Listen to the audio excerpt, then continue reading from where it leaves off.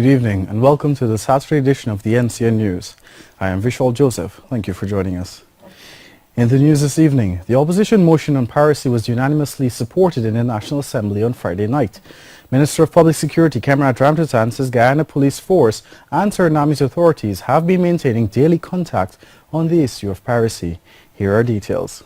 On April 27, 4 boats carrying 20 Guyanese fishermen were attacked by pirates off the coast of neighboring Suriname. The motion called on the coalition government to state what actions were taken to collaborate with Suriname on the attack. Opposition Chief Whip Gil Tushire, in whose name the motion was placed, noted that they are dismayed at the government's slow response to the attacks. That this is an issue of national interest, and that it is one that requires a national response. And in fact, in this case, it not only requires a national response, it requires a response by 2 countries working collaboratively. Responding to the criticism, Minister of Public Security Cameron Ramtatan said since the incident, he was in constant contact with his Surinamese counterpart. Additionally, a Guyana mission in that country had been meeting with the affected families. But I was on the ball all the time with the Minister of Suriname Police and Justice. And the acting commissioner was with them also on the phone indicating when could we come to talk to the people over there and also to talk to the authorities over there. Because we have been doing a fantastic job in relation to curbing piracy. The minister added that both Guyana and Suriname agreed to provide the necessary support to families who have suffered as a result. The police authorities continue to work, that is the police of Suriname, towards positively identifying all the victims. Now I must tell you that they have a procedure over there for doing DNA testing to identify through DNA testing the persons. You just can't go and make the identification based on some mark and so on. Also defending the government's reaction were Minister of State Joseph Harmon and Minister of Foreign Affairs Carl Greenwich. Tris Romalo for NCN News. Meanwhile, the National Assembly also approved additional funding for works on the Chedi Jagan International Airport. Tracy Romalo tells us that this did not happen without questions from the opposition during Friday night's sitting.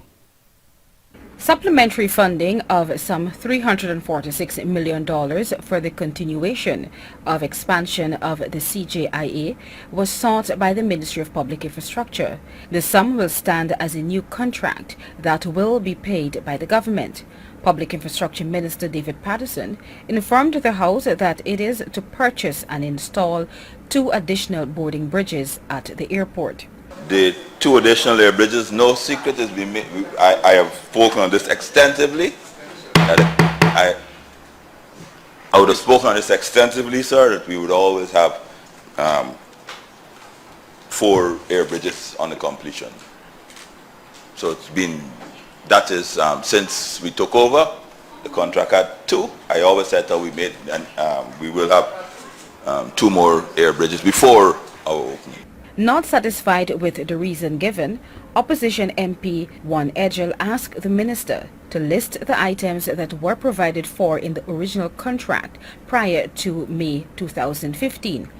Minister Patterson revealed to the House that the original contract between China Harbour and the then PPP administration made no provision for boarding bridges. In China Harbour's contract, there were 0 air bridges.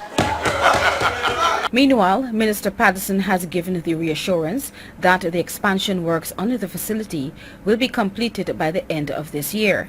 Sections of the airport will become operational with the new arrival terminal slated to be opened in June. Tris Romalo for NCN News. The local rice industry is expected to thrive this year as the global demand for rice increases. General Manager of the Guyana Rice Development Board, Nizam Hassan, says his organization is heightening efforts to supply new markets. Kristen Josiah has details. Guyana for the first quarter of this year produced 448,927 tons of rice, with 139,501 being exported to Mexico and 37,418 tons being exported to Cuba. Rice exports are increasing as the country supplies not only the Latin American markets, but those in the Caribbean, the US, Canada, and the European Union. With the increase in demand for rice globally, General Manager of the GRDB, Nisam San, says he's optimistic that the local rice industry will continue to expand and supply new markets. There's heightened efforts to further garner more markets for our farmers, millers, and the stakeholders that are involved in moving the paddy into rice and adding value to it and exporting it. Although Mexico is the largest individual destination for Guyanese paddy, exports to Cuba are also increasing. We exported 15,512 tons in 2017, which was just done by one miller or exporter. And thus far we have 2 millers that have been given contracts and have contracts approved to export to Cuba. So definitely we see, as from the figures that I've just mentioned, we've already 100% more, or more than 100%, because 15,512 was against 37,418. That's more than 100% over the 2017 figures. And then we still have more percent to Cuba. With the increasing demand, farmers, especially in Region 2, have already taken the initiative to use new lands to meet local and export demand for rice. Reporting for the NCN News, Kristen Josiah. Residents of Port Kaituma, Region 1, are urged to not consume water from the Port Kaituma River. The Guyana Water Incorporated, GWI, has issued a release stating that the water quality has been compromised due to mining activities. The water company says it has shut down the engine-driven water supply system in the community and will recommence pumping as soon as clearance is given. In the meantime, potable water is available from the Port Kaituma pump station and residents are urged to make full use of this water source. An investment and trade exposition geared at attracting investors and improving export relations is scheduled for September this year. The Ministry of Business, the Guyana Office for Investment and the Caribbean Export Development Agency are partnering to execute this expo. Arifa Bacchus tells us more. In recognition of the need to create a platform for export businesses to engage potential buyers, the Ministry of Business, the Guyana Office for Investment, and the Caribbean Export Development Agency have partnered to host Guyana's inaugural Trade and Investment Exposition, GUYATAI. GUYATAI is slated for September 19 to 22nd, 2018 at the Guyana Marriott Hotel, Georgetown. Tamika Sugdeo Singh, a representative of the Ministry of Business, explained that the expo is also aimed at promoting Guyana as a destination for business. Our focus is export and investment with objectives to promote package investment opportunities for foreign direct investment and local investment to international stakeholders, to prepare and promote export-ready firms to export markets. Sugdeo Singh says micro, medium and small enterprises are welcome to participate as long as they are export-ready. She pointed out that there is a vetting process. The representative further explained that training will be provided to participants prior to the exhibition. So there are 2 major components of training that we're doing. Success at Business Trade Show, which looks at being prepared for trade show preparedness, how to speak at trade shows, business-to-business negotiations. The first business-to-business exhibition is expected to attract participation from close to 100 businesses. For the NCN News, Arifa Bacchus. A Toyota Allion motor car which was stolen from its owner on March 14 in Kitty, Georgetown, has been recovered on the Essequibo coast. Police said 2 persons have been arrested in relation to the find. As investigations into the recent carjackings continue, yesterday investigators went to a location at Erie Hall, Essequibo Coast, and recovered the motor car which was stolen from its owner, Anthony Pickett of Pineapple Street, East Rumbelt.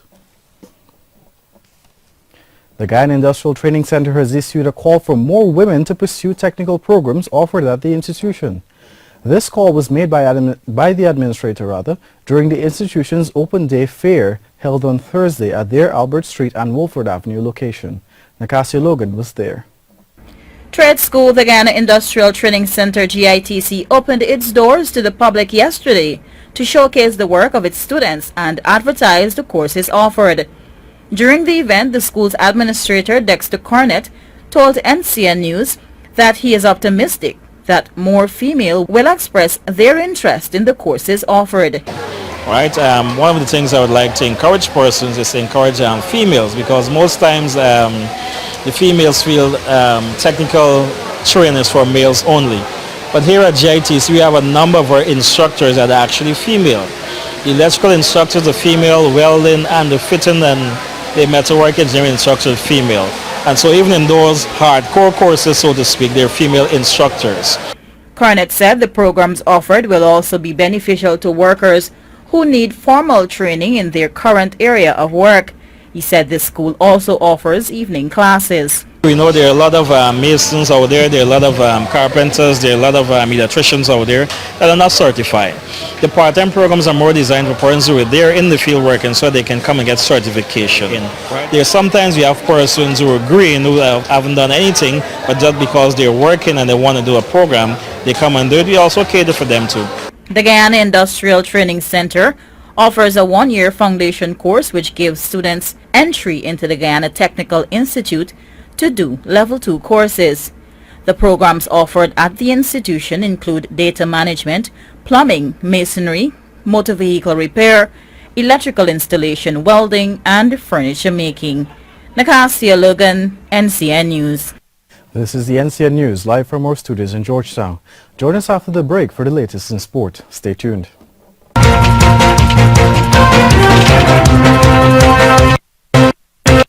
Salmon Mineral Water and NCN Sports News.